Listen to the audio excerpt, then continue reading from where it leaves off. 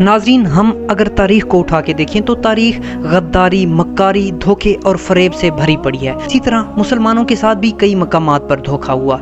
تو آج ہم ایسے ہی دھوکے کی کہانی اور ایک ایسے وفادار کی کہانی اور ایک ایسے بہادر کی کہانی کو پڑھیں گے اور سمجھیں گے، جو کہ آپ کو بتائے گی کہ اللہ تعالیٰ مخلص اور پیارے بندوں سے کتنا پیار کرتا ہے۔ تو آج کے دن ہم بات کرتے ہیں حضرت سعد بن معاذ۔ حضرت سعد بن معاذ جو کہ سابقون الاولون صحابی میں سے تھے۔ آپ کا تعلق بنو اوس کے قبیلے سے تھا اور آپ بنو اوس کے قبیلے کے سردار بھی تھے۔ مشرکین اور مسلمانوں میں جنگیں ہو رہی تھی، تو اور آخر مسلمانوں اور مشرکین مکہ میں جنگ ہوئی، اور وہ اس جنگ کے بعد مسلمانوں نے سوچا کہ اب ہمیں ہجرت کر لینی چاہیے۔ تو مسلمانوں نے ہجرت کی اور وہ مدینہ کی طرف جا کے بس گئے۔ تو مدینے میں ایک قبیلہ بنو قریظہ تھا، اور آپ صلی اللہ علیہ وسلم مدینے میں گئے تو بنو قریظہ قبیلے کے ساتھ آپ صلی اللہ علیہ وسلم نے معاہدہ کیا تھا۔ تو وہ اس معاہدے کی پاسداری بھی کرنے لگ گئے تھے، اور وہ معاہدہ یہ تھا کہ وہ بنو قریظہ کا ایک قلعہ تھا، ایک مضبوط قلعہ تھا، اور مسلمانوں نے یہودیوں کے ساتھ یہ معاہدہ کیا تھا کہ تم کسی بھی صورت میں یہاں مشرکین مکہ کو یہاں سے داخل نہیں ہونے دو گے۔ تو رسول صلی اللہ علیہ وسلم نے ان کو یہ کہا، اور انہوں نے یہ معاہدہ مان بھی لیا، اور باقاعدہ طور پر مسلمانوں میں جنگ شروع ہو گئی۔ تو مسلمانوں نے اس وقت رسول صلی اللہ علیہ وسلم سے مختلف قسم کے مشورے کیے۔ تو رسول صلی اللہ علیہ وسلم یہ چاہتے تھے کہ مدینہ سے باہر جا کے مشرکین مکہ سے جنگ کی جائے، کیونکہ مدینے کے اندر رہ کے دوسرے مدینے میں رہنے والے لوگوں کو بھی نقصان ہو سکتا تھا۔ کافی زیادہ مشورے کے بعد رسول صلی اللہ علیہ وسلم نے حضرت سلمان فارسی کی اس بات کو مان لیا۔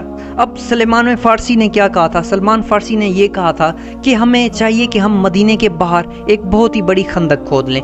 جب ہم خندق کھود لیں گے تو کفار مکہ اندر داخل نہیں ہو پائیں گے، لہٰذا وہ ٹھہر ٹھہر کے انہیں خوراک کی بھی کمی ہو جائے گی، پانی کی بھی کمی ہو جائے گی، اور دوسرے مسائل ان کو برداشت کرنا پڑیں گے، جس کی وجہ سے وہ چھوڑ کے چلے جائیں گے، محاصرہ وہ نہیں کریں گے۔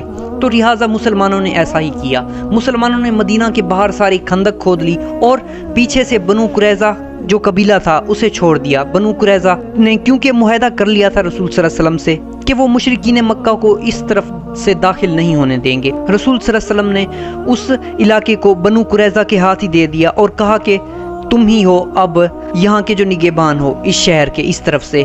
تو انہوں نے بھی رسول صلی اللہ علیہ وسلم کو یقین دلایا کہ ہم یہ معاہدہ کرتے ہیں کہ ہم کفار مکہ کو یہاں سے داخل نہیں ہونے دیں گے۔ تو رسول صلی اللہ علیہ وسلم نے ان کی بات پہ یقین کر لیا۔ تو اسی طرح جنگ شروع ہو گئی۔ مشرکین مکہ میں سے ابھی عمر بن العاص جو کہ ابھی ایمان نہیں لائے تھے، وہ گئے اور جا کے بنو قریظہ کے یہودیوں کو جا کے قائل کیا، اور انہیں دولت دی، اور انہیں کہا کہ تم ہمارے لیے راستہ کھول دینا، لہٰذا جنگ شروع ہو گئی۔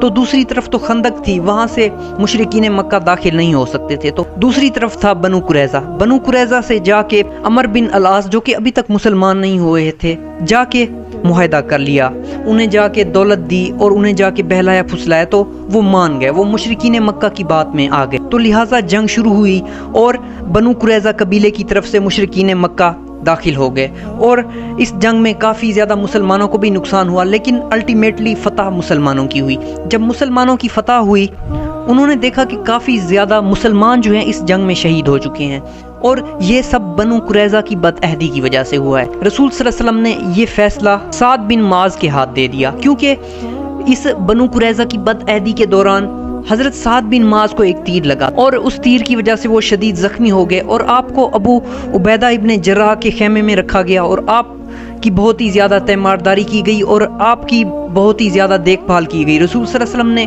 کیونکہ خود ہی کہہ دیا تھا کہ سعد کا خیال رکھنا، تو اس دوران حضرت سعد رضی اللہ تعالیٰ عنہ نے اللہ تعالیٰ سے دعا کی کہ یا اللہ، اگر جنگ ختم ہو چکی ہے تو مجھے شہادت دے دے، اگر جنگ ختم نہیں ہوئی تو مجھے اتنا حوصلہ دے، مجھے تب تک زندہ رکھ کے میں بنو قریظہ سے بدلہ لے سکوں۔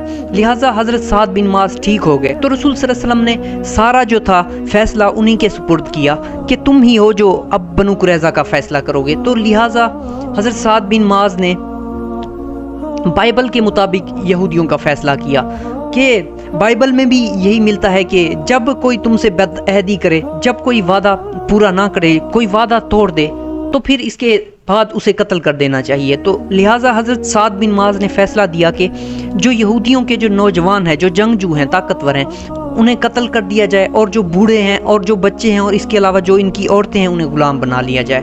تو لہٰذا انہیں غلام بنا دیا گیا۔ تو اس کے بعد حضرت سعد بن معاذ کا جو زخم، جو تیر آپ کو لگا تھا، اس فیصلے کے بعد جب باقاعدہ طور پر اس فیصلے کو عمل میں لایا گیا اور ان کی گردنیں کاٹی گئیں۔ تو اس کے بعد حضرت سعد بن معاذ کا وہ زخم بھی کھل گیا اور حضرت سعد بن معاذ اسی زخم کے کھلنے کی وجہ سے شہید ہو گئے۔ تو ناظرین، کہا جاتا ہے کہ حضرت سعد بن معاذ جب فوت ہوئے تھے تو آسمان تک ہل گیا تھا، کیونکہ حضرت سعد بن معاذ بہت ہی زیادہ رسول اللہ کو بھی پیارے تھے اور اللہ تعالیٰ کی بارگاہ میں بھی ان کی بہت ہی زیادہ شان تھی، تو لہٰذا جب وہ فوت ہوئے تو عرش تک ہل گیا۔ تو ناظرین، یہ تھی میری آج کی ویڈیو۔ امید کرتا ہوں کہ آپ کو یہ ویڈیو پسند آئے گی۔ ملتے ہیں نیکسٹ کسی انٹرسٹنگ ویڈیو